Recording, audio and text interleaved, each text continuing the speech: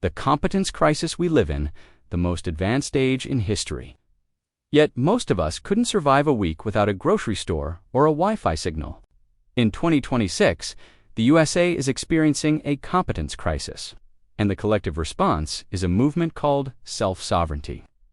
From backyard farming in the suburbs to DIY mechanics in the cities, Americans are obsessed with hard skills. It's not about the end of the world, it's about the end of helplessness. Today, we're decoding the neuroscience of why building things heals the modern mind, and why self-reliance is the ultimate 2026 status symbol. The effort-driven reward circuit in our digital lives. We click a button and get a result. This is passive gratification, and it leaves the brain feeling hollow. However, when you use your hands to build a table or grow food, you activate the effort-driven reward circuit. This involves the accumbens striatum cortex loop. When physical effort leads to a visible result, your brain releases a specialized cocktail of dopamine, serotonin, and endorphins.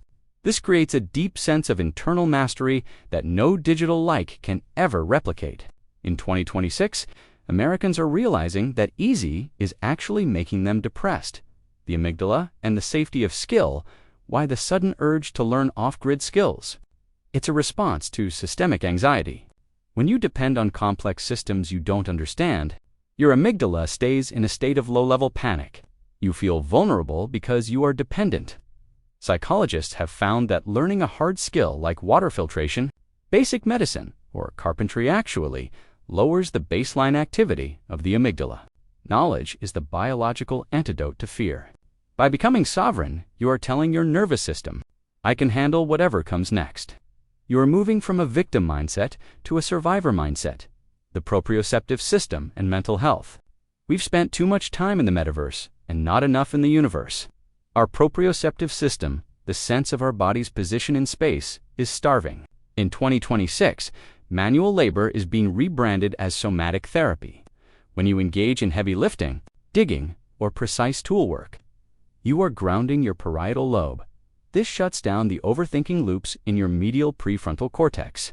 You can't have an existential crisis when you're focused on not hitting your thumb with a hammer.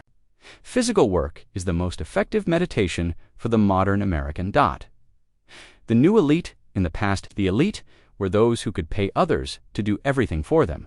In 2026, the new elite are those who don't need anyone else to survive. True freedom isn't having more money, it's having more skills. It's time to stop being a consumer and start being a creator.